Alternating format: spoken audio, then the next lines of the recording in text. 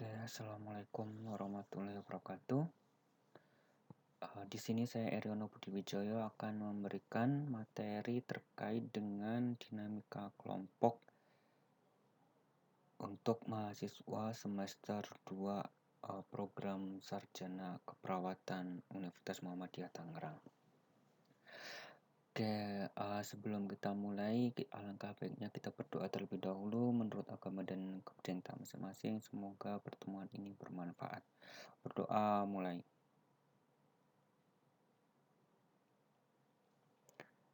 Oke, selesai.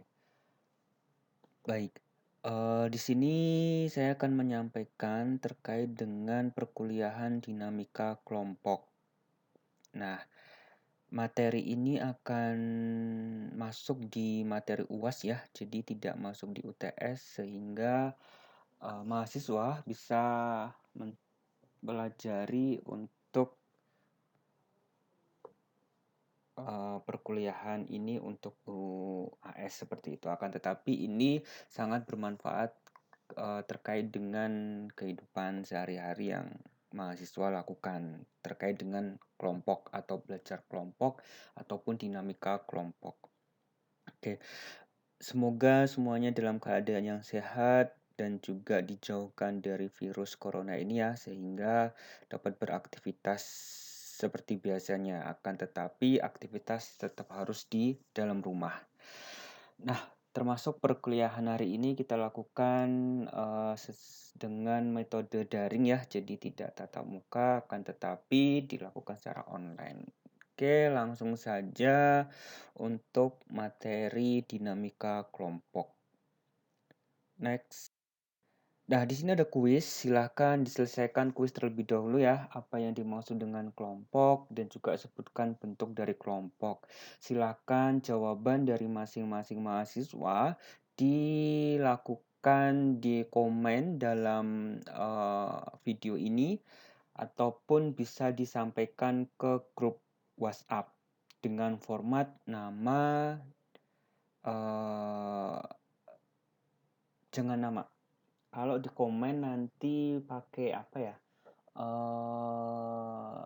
Langsung saja untuk jawaban saja. Oke, kemudian nanti silakan dikopaskan di grup WhatsApp dengan format nama, NIM, dan juga jawaban dari apa sih yang dimaksud dengan kelompok dan juga sebutkan bentuk dari kelompok ini. Oke, saya tunggu mulai dari sekarang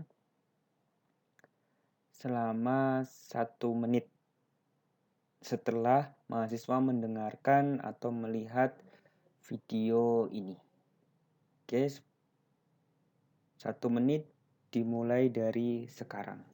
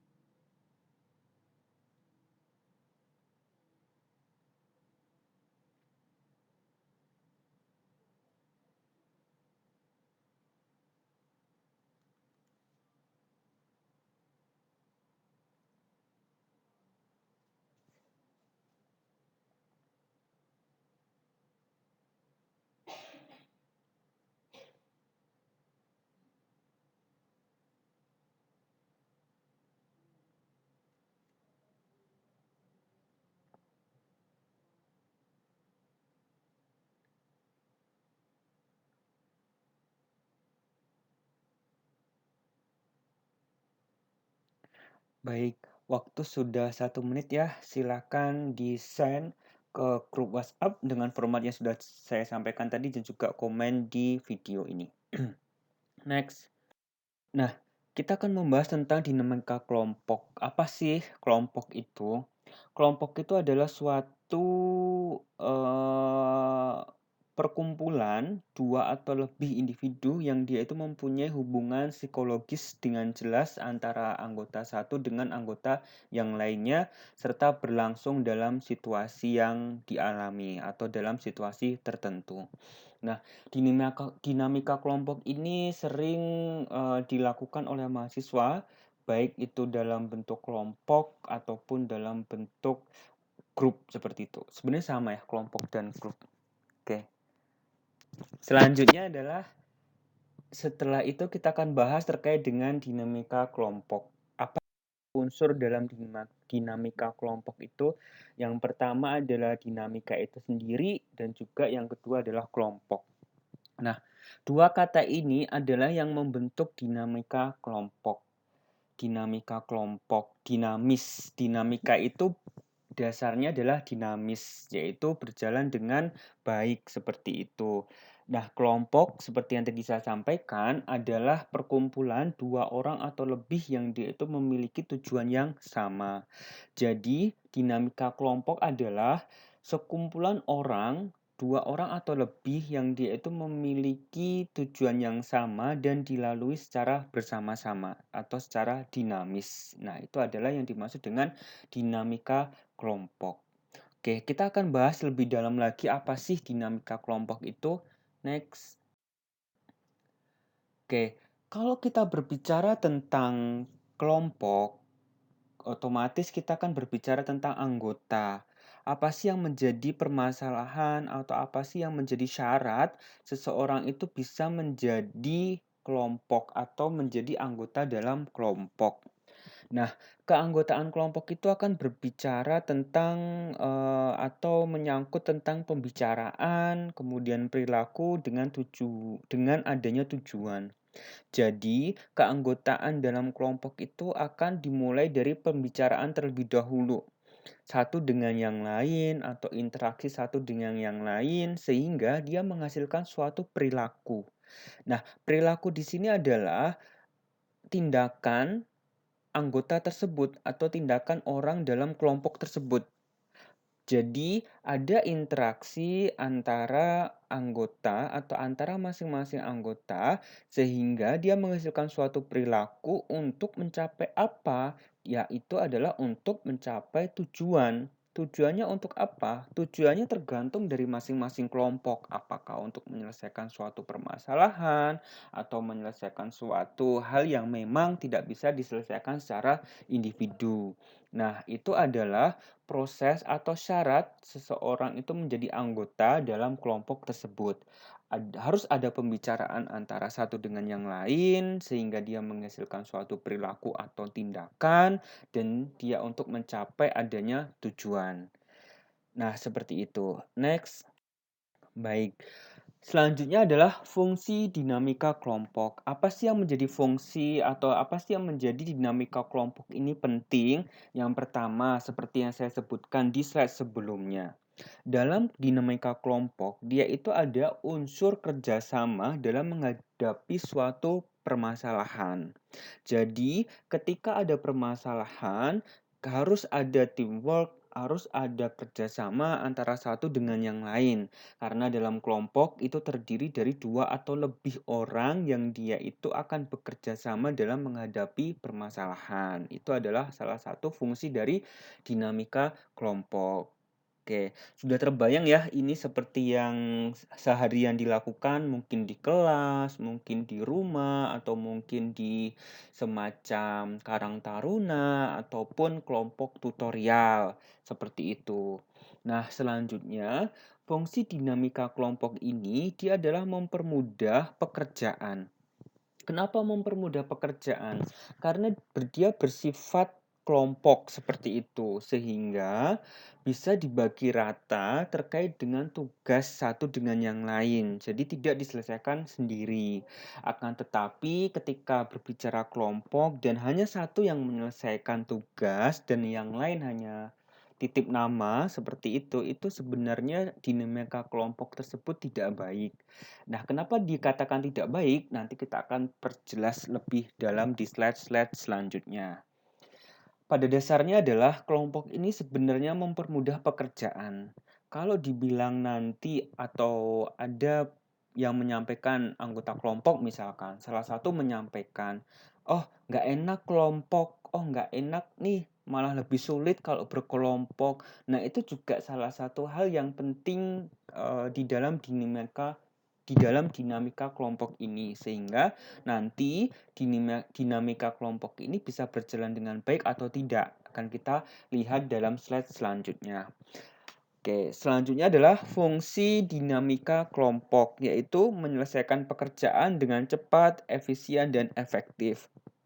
Nah, seperti yang tadi saya sampaikan, karena kita berbicara kelompok dan terdiri dari 2 orang atau lebih, sehingga pekerjaan itu bisa dibagi rata. Misalkan terdiri dari 5 anggota dalam kelompok tersebut, sehingga bisa dibagi menjadi 5 pekerjaan, sehingga bisa cepat, efisien, dan efektif. Oke, ketika nanti kok tidak sesuai dengan harapan, nah itu adalah dinamika kelompok. Sehingga dinamika kelompok itu berjalan dengan efektif atau tidak, sehingga tujuannya tercapai atau tidak. Makanya kita akan lihat fungsi dinamika kelompok ini berhasil atau tidak sih dalam kelompok yang dilakukan oleh mahasiswa atau mungkin pengalaman dari kalian masing-masing semuanya. Nah, selanjutnya adalah menciptakan iklim yang demokratis.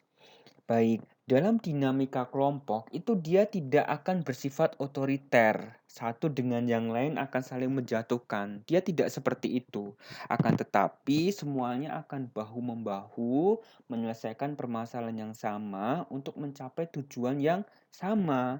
Sehingga iklim demokratis di dalam dinamika kelompok ini dia berjalan dengan baik seperti itu. Nah, dinamika kelompok ini kan, apa ya namanya ya, sering kalian alami ya, cuma tidak sadar, oh ternyata saya pernah nih melakukan, yang namanya dinamika kelompok ini atau melakukannya atau mungkin, saya pernah berkelompok tapi ternyata kelompok ini tidak berhasil dengan tujuan yang sudah ditentukan bersama. Nah, itu menjadi pengalaman yang berharga untuk proses pendewasaan kita semuanya. Oke, pengalaman itu sangatlah berharga sehingga apapun yang ada di depan mata kalian, silahkan selesaikan dengan baik karena ke depan akan menjadi kenangan yang indah ketika itu diselesaikan dengan baik dan mungkin akan menjadi kenangan yang pahit ketika kita menyesal di kemudian hari telah melakukan tindakan tersebut. Oke, mungkin itu sekedar, pengingat untuk kita semua ya terkait dengan dinamika kelompok dalam kehidupan sehari-hari kita. Oke, sampai di sini mungkin ada pertanyaan? Oke, ketika ada pertanyaan bisa diajukan lewat komen melalui video ini ataupun nanti bisa komen lewat grup WhatsApp yang ada di grup kita. Baik, selanjutnya kita akan bahas terkait dengan dinamika kelompok selanjutnya. Next. Nah, ini adalah ciri dalam dinamika kelompok itu sendiri. Banyak sekali yang menjadikan ciri. Akan tetapi dinamika kelompok ini dia mempunyai ciri khas. Oke, ciri khasnya apa? Ciri khasnya adalah dia mempunyai motif yang sama antara individu satu dengan yang lainnya. Sehingga tujuannya itu bisa menjadikan sama atau tujuannya atau sasarannya itu sama karena motifnya sama. Akan tetapi ketika nanti motifnya berbeda, itu yang akan menjadi hambatan dalam dinamika kelompok sehingga harus diselesaikan dengan cara yang baik-baik oleh kelompok masing-masing seperti itu. Oke. Selanjutnya adalah ciri khas dari dinamika kelompok ini, dia mempunyai dasar atau akibat-akibat interaksi yang berbeda antara individu satu dengan yang lainnya. Seperti yang tadi saya sampaikan, kelompok itu dia terdiri dari 2 orang atau lebih, sehingga dia ada interaksi dalam anggotanya. Sehingga akibat dari interaksi inilah yang nanti dia akan menjadi ciri khas dalam dinamika kelompok. Interaksinya apa? Ketika interaksi antar satu anggota itu baik, berarti dinamika kelompok ini baik. Akan tetapi ketika interaksi satu dengan yang lain itu saling menjatuhkan, tidak mendukung, kemudian ada permasalahan sedikit saja dia tidak mau menyampaikan atau mungkin dia dipendam sendiri dan sehingga dia menghambat pekerjaan dia dalam kelompok. Nah, itu adalah dinamika kelompok yang tidak baik seperti itu sehingga akibatnya akan memperburuk proses berjalannya dinamika kelompok ini. Bisa jadi dia menurun ataupun bisa jadi terhambat atau sampai akhirnya tujuan yang sudah dicanangkan di awal dia tidak tercapai. Seperti itu. Oke. Nah, selanjutnya adalah adanya pembentukan struktur atau organisasi kelompok. Di sini bisa dijelaskan mulai muncul peran sebagai ketua, wakil ketua, sekretaris, bendahara, dan lain sebagainya.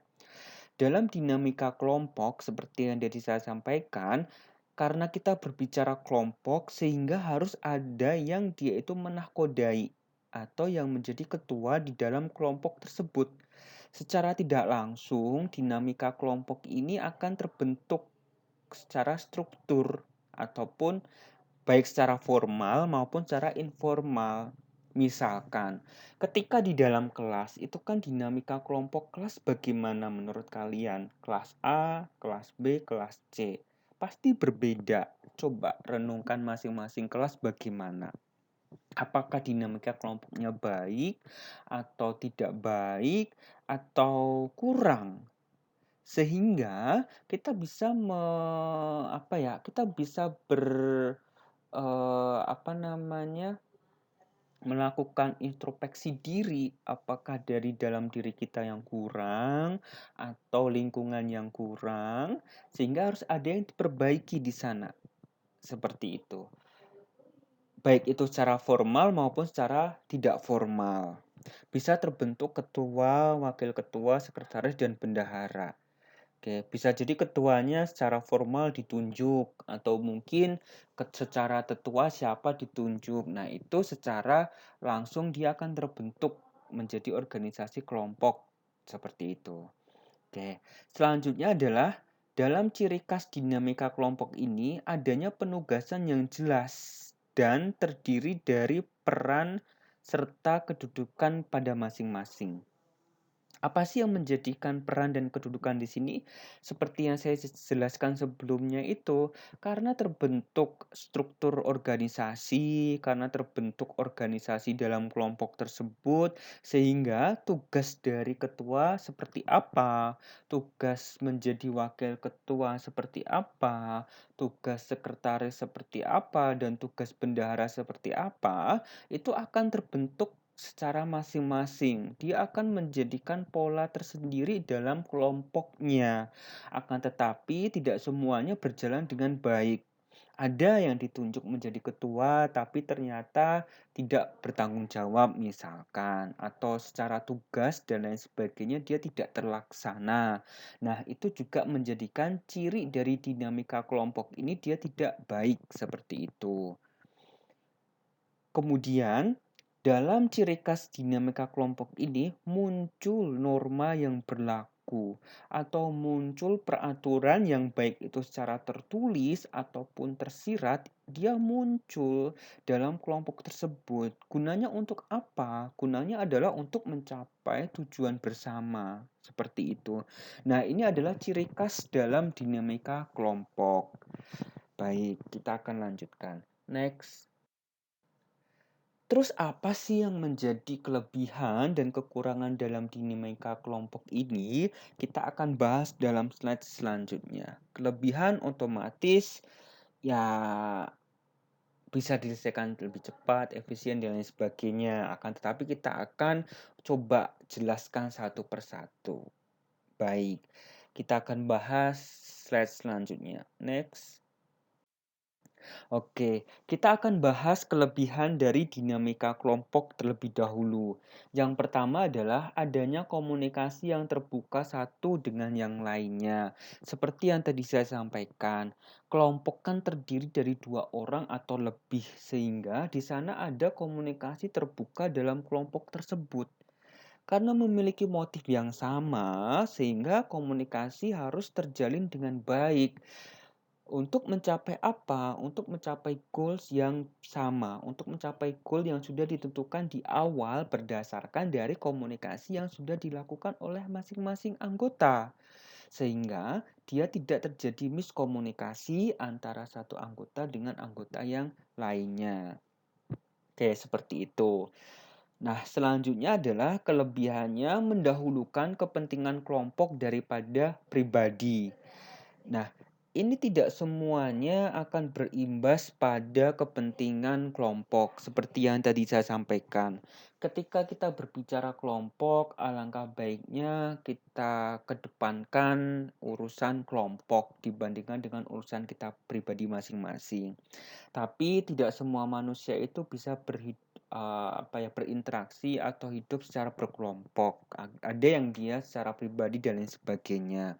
Akan tetapi ketika kita berbicara kelompok, ego kita harus diturunkan terkait dengan kepentingan pribadi kita atau kepentingan golongan kita, sehingga kepentingan kelompok itu menjadi hal yang utama di sana.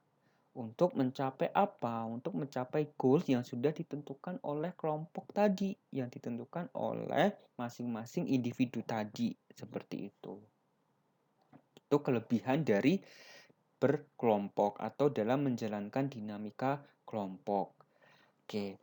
Selanjutnya, kelebihannya apa? Yaitu adalah meningkatkan emosional, terutama dalam mengungkapkan suatu pendapat dalam berkelompok. Seseorang yang dia itu introvert, seseorang yang dia itu pendiam, tidak serta-merta langsung bisa berbicara dalam kelompok. Akan tetapi, individu tersebut sudah belajar untuk menyampaikan apa yang menjadikan pikirannya terganggu misalkan. Sehingga dinamika kelompok ini jalan seperti itu. Tidak hanya atau tidak serta-merta menyampaikan berdasarkan dirinya sendiri atau tidak langsung dirinya sendiri menyampaikan ke khalayak umum atau ke kelompok. Bisa jadi dia sharing terhadap teman atau anggota yang lain yang menurut dia dipercaya oleh dirinya sehingga nanti dia bisa menyampaikan. Oke, sehingga dirinya nanti bisa menyampaikan keluh kesah yang dia alami dan bisa disampaikan ke dalam kelompok. Sehingga ada win-win solution di sana. Sehingga ada solusi yang baik. Bagaimana sih menyelesaikan permasalahan dalam individu tersebut ataupun permasalahan yang ada dalam kelompok tersebut sehingga dia tidak mengganggu tujuan dari kelompok ini dibentuk seperti itu. Nah, itu adalah kelebihan dalam dinamika kelompok. Baik, selanjutnya kita akan bahas terkait dengan kelemahan. Ya, kelemahan atau kekurangan dalam dinamika kelompok. Seperti yang tadi saya sampaikan, karena kelompok itu dia bersifat 2 orang atau lebih, sehingga perlu, adanya waktu yang cukup lama dalam menyamakan persepsi, seperti itu. Akan tetapi ketika kita berbicara kelompok, itu biasanya kita terkendala dalam waktu yang mepet dalam menyelesaikan penugasan. Sehingga perlu komitmen individu masing-masing untuk menyelesaikan kekurangan dalam kelompok ini. Seperti itu. Oke. Nah, selanjutnya adalah kekurangan terkait dengan dinamika kelompok ini, yaitu adalah tempat dan jarak yang memisahkan. Nah, seperti sekarang ini, kita akan kesusahan atau dalam kondisi pandemik COVID-19 ini, kita akan kewalahan, kita akan kesusahan ketika kita mendapatkan tugas kelompok. Menurut kalian seperti itu tidak? Kewalahan tidak ketika mendapatkan tugas yang harus diselesaikan secara berkelompok, padahal tempat kalian jauh, kemudian rumah kalian jauh, jarak kalian jauh, waktu pun juga sudah mepet seperti itu. Nah, itu juga menjadi kendala atau kekurangan dalam dinamika kelompok ini, sehingga perlu ada siasat di sana. Nah, siasatnya dengan apa? Yaitu komunikasi yang baik antara anggota satu dengan yang lainnya sehingga bisa kerja efektif dan efisien seperti kelebihan dalam dinamika kelompok tadi. Itu siasat atau trik atau tips untuk menyelesaikan kekurangan ataupun kelemahan dalam berkelompok. Oke, selanjutnya kekurangannya adalah kualitas dan kuantitas pertemuan akan semakin sedikit.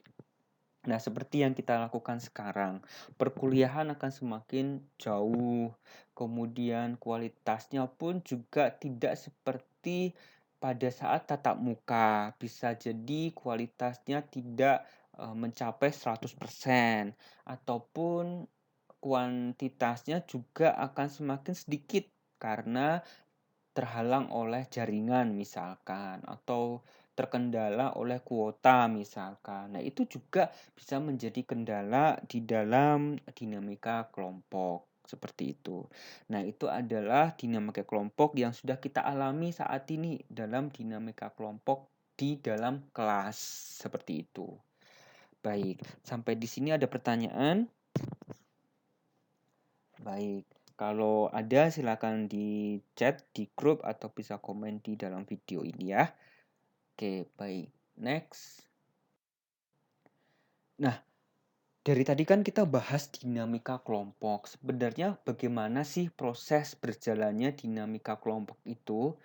Yang pertama adalah dalam berkelompok, tidak semuanya cocok untuk bekerja secara berkelompok, sehingga proses ini penting, harus ada komunikasi di awal. Oke, komunikasinya seperti apa? Harus ada komunikasi terbuka antara satu anggota dengan anggota yang lain, karena dalam menyelesaikan penugasan kelompok misalkan, itu pasti waktunya itu mepet atau mendesak. Sehingga ini juga harus difikirkan, kapan sih deadline-nya, kapan sih terakhir dikumpulkan, atau kapan sih tujuan ini kita harus tercapai. Itu harus jelas di sana. Nah, dinamika kelompok ini kita akan menyampaikan yang menjadi hal negatifnya, yaitu waktu yang mendesak tadi atau terbatas. Sehingga perlu apa? Perlu tanggung jawab dan sumber yang ada di masing-masing kita. Tanggung jawab yang sudah diberikan ke kita, selesaikan dengan baik, dengan sumber daya yang kita miliki, sehingga nanti akan berjalan dengan baik proses dalam dinamika kelompok ini.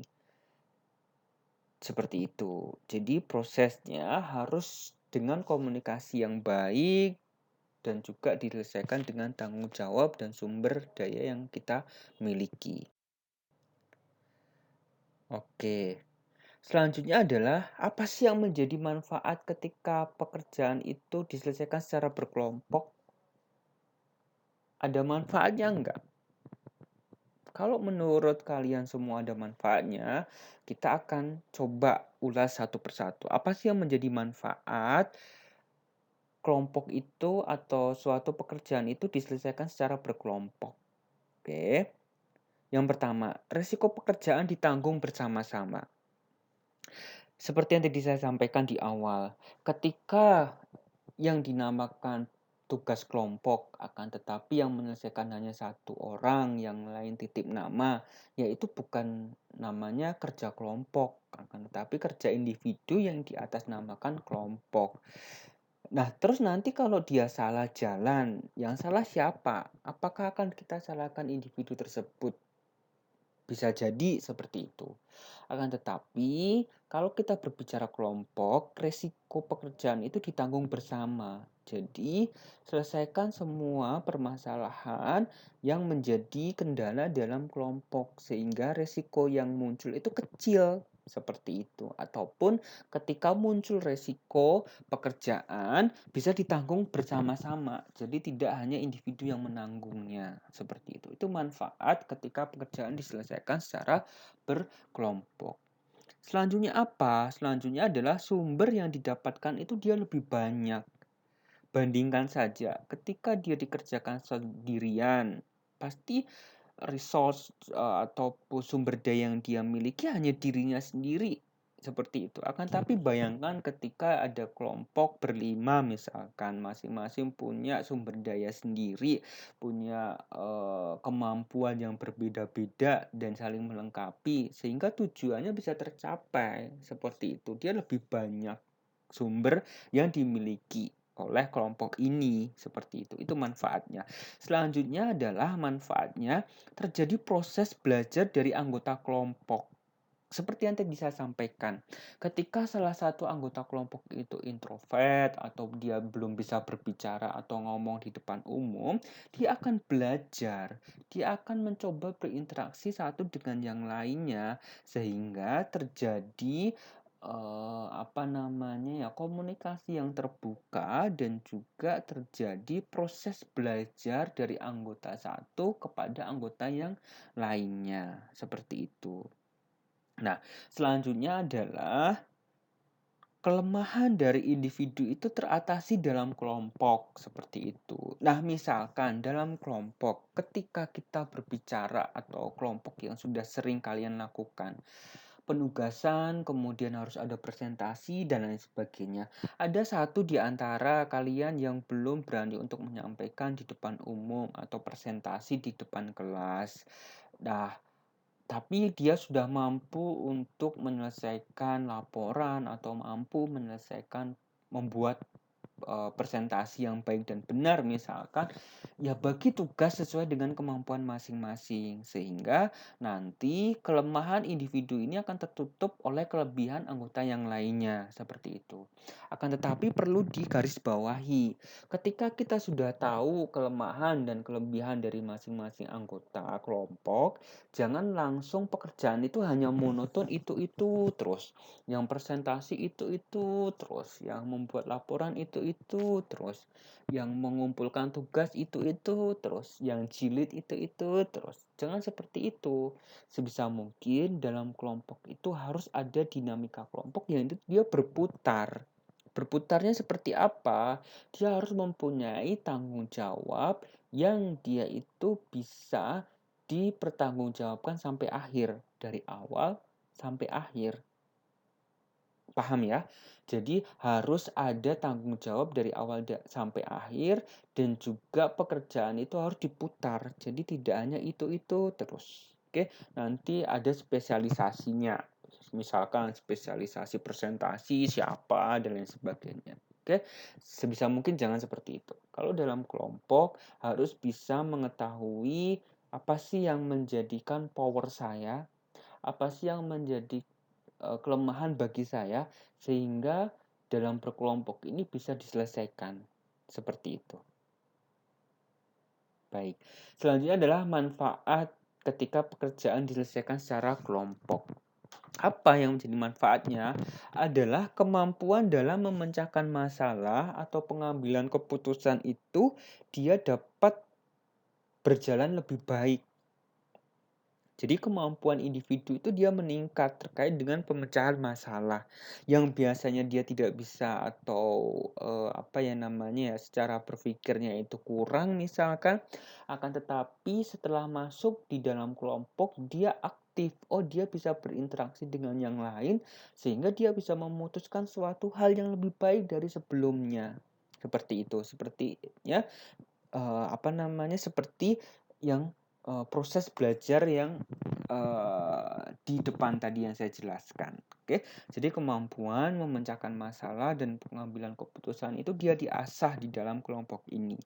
Terkait dengan egoisitas ataupun apa ya, egoisnya itu bisa kita tekan di dalam kelompok ini. Itu juga menjadi manfaat tersendiri untuk proses pembelajaran hidup kita. Seperti itu. Baik, selanjutnya next. Oke, ini yang tadi saya ulas dari awal sampai akhir atau sering saya ucapkan terus-menerus dalam slide ini. Kapan sih dinamika kelompok itu dikatakan baik? Oke, silahkan jawab untuk masing-masing mahasiswa. Kapan dinamika kelompok dikatakan baik? Oke, jawab ya, silahkan. Jawabnya di mana, Pak? Jawab dalam hati, dalam pikiran kalian. Oke, apakah sesuai atau tidak? Nanti kita akan bahas di slide selanjutnya.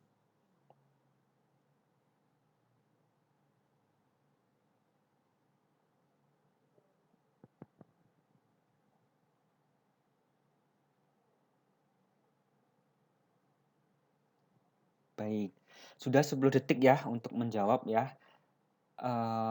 Kita akan bandingkan jawaban kalian. Apakah Atau kapan dikatakan kelompok ataupun kapan dikatakan dinamika kelompok itu dikatakan baik. Oke, next. Yang pertama adalah kelompok tersebut bekerja efektif. Efektif itu seperti apa? Efektif adalah kelompok dapat memecahkan masalah secara bersama dan dapat mewujudkan suatu sasaran yang dituju bersama-sama. Atau goals-nya itu sama-sama. Seperti itu. Jadi permasalahan harus diselesaikan secara tepat dan efektif serta efisien waktu sehingga tujuan atau goals yang sudah ditentukan di awal itu dia tidak meleset. Nah, ini adalah salah satu hal yang menjadikan dinamika kelompok itu dia berjalan efektif ataupun berjalan dengan baik. Oke, selanjutnya ini kegiatan dalam dinamika kelompok. Apa sih yang menjadikan dasar dinamika kelompok itu berjalan dengan baik? Ada 5 hal. Yang pertama perlu digarisbawahi adalah pengenalan diri sendiri. Oke, dari bawah ya. Oke, dari bawah sampai ke atas seperti ini. Oke, yang pertama adalah pengenalan diri sendiri. Kita harus mengenal diri kita sendiri, kelebihan kita apa, kelemahan kita apa, sehingga kita bisa bergaining, sehingga kita bisa tawar-menawar terkait kepada kelompok apa yang bisa saya selesaikan, apa yang tidak bisa saya selesaikan, sehingga tidak ada miskomunikasi nantinya di dalam kelompok seperti itu. Oke, nanti kita akan bahas satu persatu. Selanjutnya adalah pengenalan orang lain. Setelah kenal diri sendiri, diharapkan dalam dinamika kelompok itu kita bisa mengenal orang lain. Bisa mengenal orang lain, kelebihannya apa, kekurangannya apa, sehingga nanti kita bisa saling melengkapi di sana.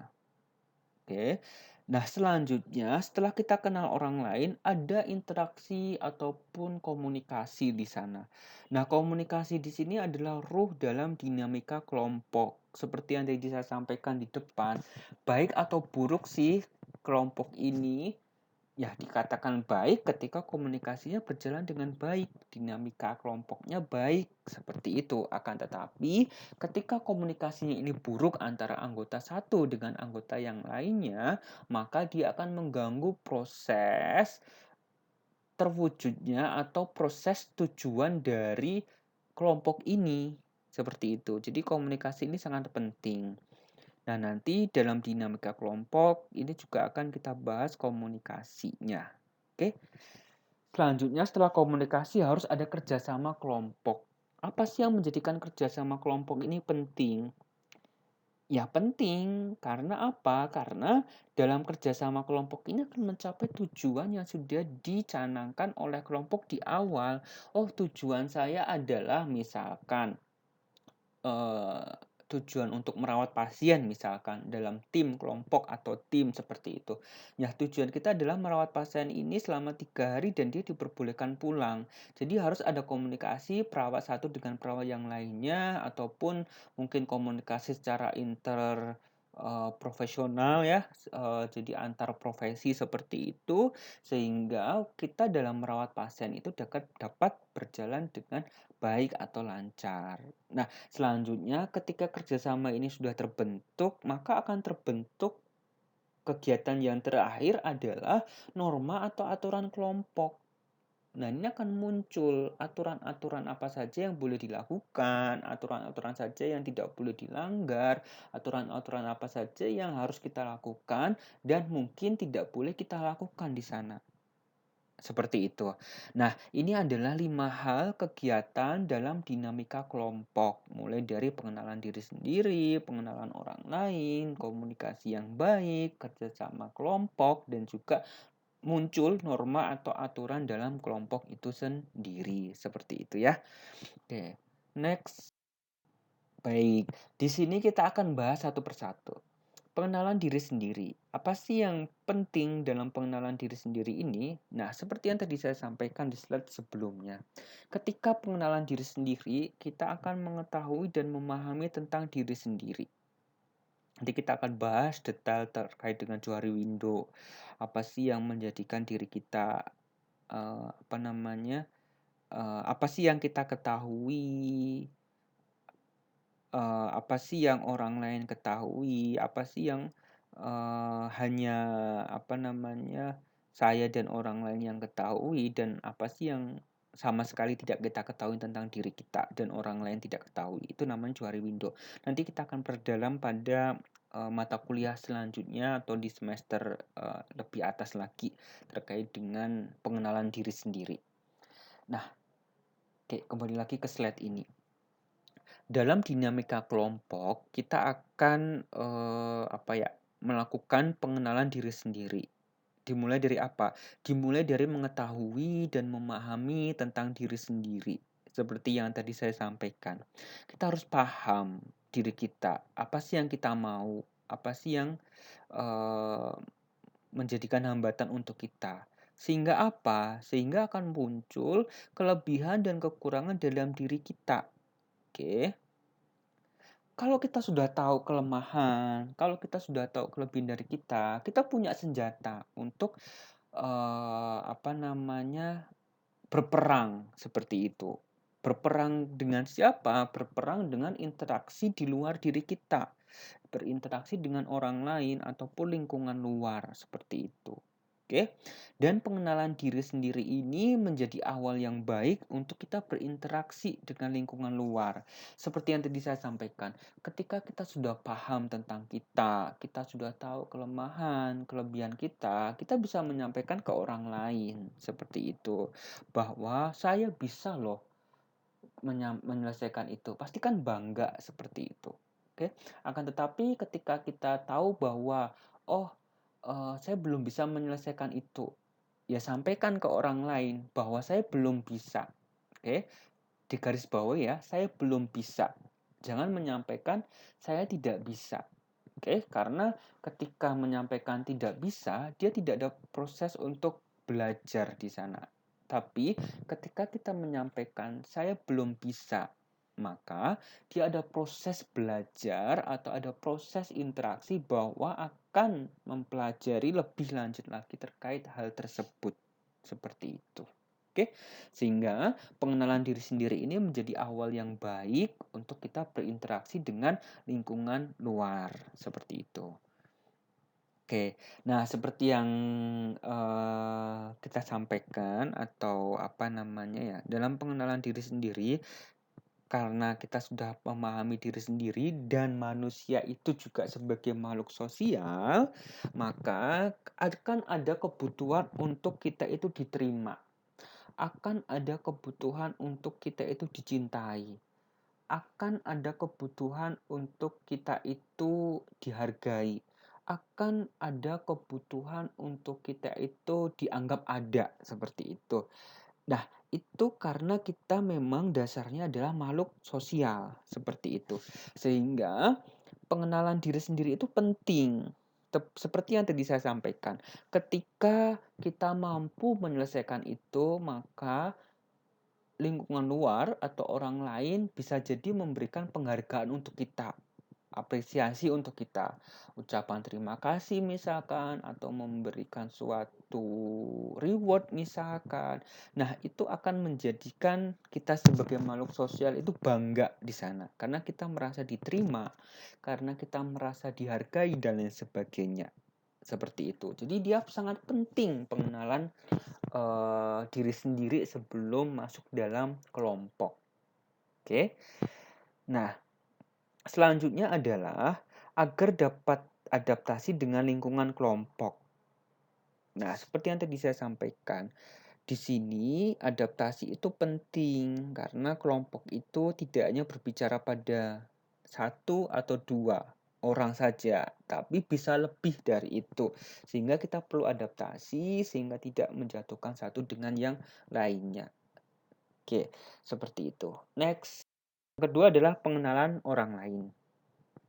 Pengenalan orang lain seperti apa? Ketika kita sudah paham dengan diri kita, makanya kita akan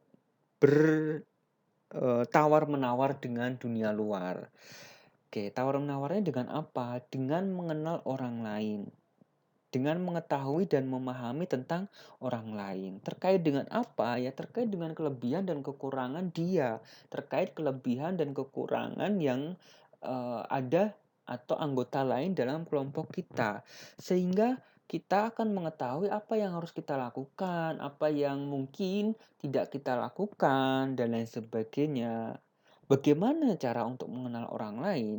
Bisa dengan melihat, observasi, gerak-gerik, kemudian penampilan verbal dan juga penampilan nonverbal, mimik wajah, ekspresi, kemudian intonasi suara, tinggi rendahnya suara, itu juga bisa menjadikan cara kita atau senjata kita untuk mengenal orang lain. Seperti itu.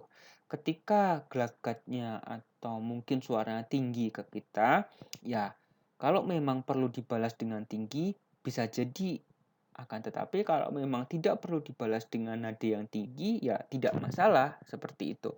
Makanya kita harus mengenal orang lain terkait dengan kelebihan dan kekurangan masing-masing, seperti itu. Next. Ini adalah, unsur ketiga dalam unsur ketiga dalam dinamika kelompok, yaitu adalah komunikasi. Seperti yang tadi saya jelaskan di slide sebelumnya, komunikasi ini adalah ruhnya. Komunikasi ini dia adalah intinya, seperti itu. Apa sih yang menjadikan komunikasi ini adalah ruh di dalam kelompok atau di dalam dinamika kelompok? Yaitu adalah ada hubungan antara manusia satu dengan yang lain, terutama dalam kelompok tersebut, terutama dalam interaksi tersebut. Sehingga komunikasi di dalam kelompok ini dia berjalan dengan baik. Pada saat apa? Pada saat pemberi pesan dan penerima pesan dia memahami informasi yang disampaikan. Oke, seperti yang disampaikan di perkuliahan sebelumnya ya, dia kan ada pemberi pesan dan penerima pesan. Ketika pemberi pesan dan penerima pesan itu sama persepsi, maka komunikasi berjalan dengan baik.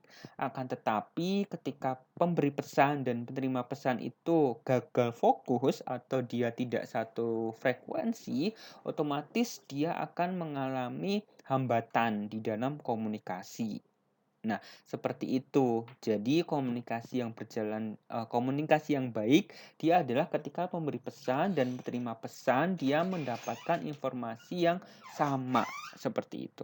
Nah, nanti kita akan perdalam terkait dengan komunikasi antara perawat dengan profesi yang lain ataupun antara perawat dengan perawat, seperti itu di ranah pelayanan, sehingga nanti tidak ada miskomunikasi. Karena komunikasi umum dengan komunikasi terapeutik dia akan berbeda. Oke, komunikasi kita sebagai masyarakat awam itu akan berbeda dengan komunikasi sesama tenaga kesehatan misalkan. Nanti kita akan bahas pada pertemuan selanjutnya. Oke. Nah, selanjutnya komunikasi itu menjadi penting atau menjadi ruh dalam dinamika kelompok itu ketika informasi dapat berbeda tergantung dari penerimaan dari penerima pesan dan pemberi pesan tentang suatu kondisi yang dilaluinya. Oke, seperti yang tadi saya sampaikan, ketika penerima pesan dan pemberi pesan dia berbeda makna, maka komunikasi ini dia tidak berjalan dengan lancar. Bisa jadi ruhnya itu dia tidak tidak full seperti itu. Jadi kayak bangun tidur, kemudian diajak ngomong atau diajak diskusi hal yang penting, itu kan pasti tidak langsung nyambung seperti itu. Nah, itu berarti pemberi pesan dan juga penerima pesan itu berbeda maksudnya di sana. Pun dalam kita melakukan komunikasi, kita harus lihat lingkungan sekitar terlebih dahulu, apakah mendukung atau tidak. Ketika mendukung, silakan lanjutkan komunikasi. Tapi ketika tidak mendukung, ya mungkin bisa di-stop atau ditunda terlebih dahulu, seperti itu. Oke, baik. Sampai di sini ada pertanyaan? Oke, kalau tidak saya lanjutkan. Next. Nah, selanjutnya yang keempat bentuknya adalah kerjasama kelompok. Kerjasama kelompok ini apa? Ketika komunikasi itu menjadi ruh, ketika komunikasi itu menjadi intinya atau menjadi produknya, maka kerjasama kelompok ini dia adalah pondasinya. Oke, ketika kerjasama kelompok ini tidak baik, maka kelompok bisa runtuh atau kelompok bisa goyah di sana. Makanya kerjasama kelompok antara interaksi satu anggota dengan yang lain harus berjalan dengan baik, dengan komunikasi yang baik, sehingga kerjasama juga berjalan dengan baik seperti itu. Kerjasama kelompok ini dia tidak putus dari awal sampai akhir kelompok berdiri. Oke. Kerjasama kelompok ini menjadi pondasi yang kuat, menjadi pondasi yang kokoh dalam pelaksanaan dinamika kelompok. Seperti itu. Oke. Seperti yang tadi saya sampaikan, dalam kelompok itu pasti terjadi komunikasi, terjadi interaksi satu dengan yang lainnya. Oke, sehingga ada partisipasi dalam anggota kelompok itu, baik sebagai anggota, baik sebagai ketua ataupun sekretaris dan lain sebagainya, sesuai dengan tugas pokok masing-masing atau tupoksi masing-masing, seperti itu. Oke. Nah, seperti yang tadi saya sampaikan, setiap anggota kelompok memiliki peran dan aktivitas sendiri-sendiri. Sebagai ketua itu ngapain, sebagai anggota itu ngapain, dia sudah punya jatahnya masing-masing. Sehingga lakukan jatah itu atau lakukan kewajiban tersebut sehingga kerjasama kelompok ini berjalan dengan baik dan tujuan bisa tercapai. Oke? Nah, ini seperti bentuk dari kerjasama kelompok yang terakhir. Terciptanya kerjasama kelompok guna mencapai tujuan bersama. Goalnya itu atau ujungnya itu adalah tujuan yang sudah disepakati di awal. Sehingga kerjasama kelompok ini sangat penting di sana. Oke, baik. Kita lanjutkan. Oke, bentuk yang terakhir adalah ketika kita sudah menentukan kerjasama kelompok ini berjalan dengan baik, maka akan muncul norma atau aturan dalam kelompok tersebut. Seperti apa sih norma atau aturan dalam kelompok tersebut? Yang pertama adalah dia merupakan cara pandang sesuatu yang dimiliki oleh kelompok. Jadi, melihat sesuatu hal dari kelompok tersebut. Seperti apa? Seperti bentuk norma itu bisa sikap, bisa nilai, atau aturan bersama yang mana boleh dilakukan, yang mana tidak boleh dilakukan, yang mana bisa ditoleransi, yang mana ini tidak bisa ditoleransi, itu muncul secara sendirinya. Dan itu adalah kesepakatan antara satu dengan yang lainnya. Sehingga nantinya semuanya akan berjalan dengan baik di sana. Baik, selanjutnya adalah setelah terbentuk norma ini menjadikan norma atau aturan ini dia sebagai bentuk untuk mengarahkan anggota kelompok dalam berinteraksi. Seperti yang bisa saya sampaikan, ketika sudah muncul peraturan ini tidak boleh dilakukan dan menjadi kesepakatan bersama, maka ya tidak dilakukan. Oke, akan tetapi seharusnya kita menyelesaikan permasalahan ini dengan langkah A, B, C, D, E misalkan. Kalau itu sudah menjadi aturan, kita harus melalui A, B, C, D, E, maka selesaikan dengan interaksi atau dengan kerja kelompok sehingga muncul atau sehingga aturan ini dia tidak terlanggar, tetap melakukan A, B, C, D, E, dan seterusnya, seperti itu. Oke. Nah, selanjutnya norma atau aturan kelompok ini dia akan mempengaruhi individu dalam berinteraksi di dalam kelompok. Interaksinya seperti apa?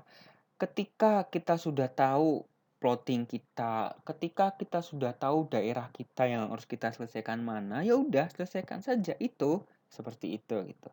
Maka nanti kita akan koordinasi dengan anggota yang lain misalkan atau kita akan berkomunikasi dengan anggota yang lain. Nah, komunikasinya itu yang diatur. Bagaimana sih komunikasi antara misalkan, ketika kita kelompok kerja misalkan, komunikasi antara atasan dengan bawahan itu seperti apa? Dia ada batas-batasnya, ada normanya. Nah, itulah yang menjadikan, hal ini penting atau norma atau aturan kelompok ini penting, seperti itu. Maka dia akan mempengaruhi individu dalam berinteraksi di dalam kelompoknya.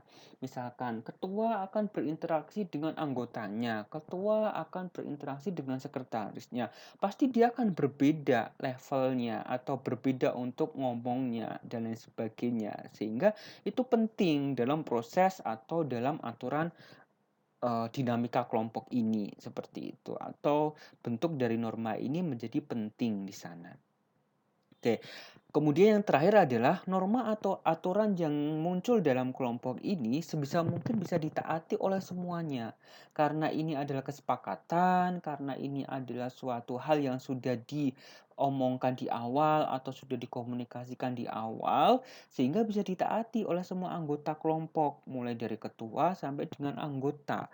Sehingga dinamika kelompok ini atau terkait dengan norma atau aturan dalam kelompok ini berjalan dengan baik sehingga tujuan yang sudah digolkan atau tujuan yang sudah menjadikan tujuan akhir itu bisa tercapai dengan baik di sana. Jadi tidak ada alang rintangan ataupun tidak ada hal yang mengganggu selama proses berlangsungnya kelompok ini, seperti itu.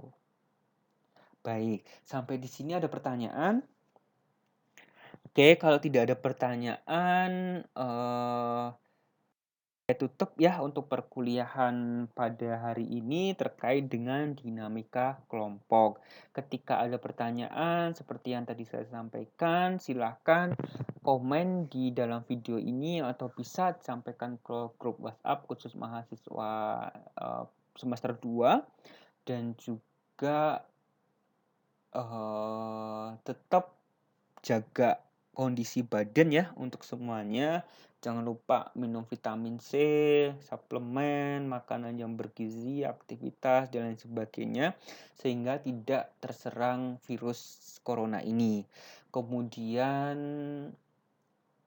tetap cuci tangan dan juga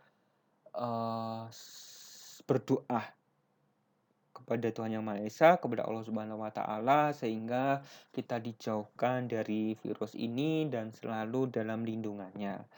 Oke, perkuliahan ini semoga bermanfaat. Jangan lupa subscribe bagi yang belum subscribe, kemudian like dan komen serta bisa share video ini ketika bermanfaat untuk proses pembelajaran ataupun untuk kegiatan yang lainnya. Saya akhiri, wassalamualaikum warahmatullahi wabarakatuh.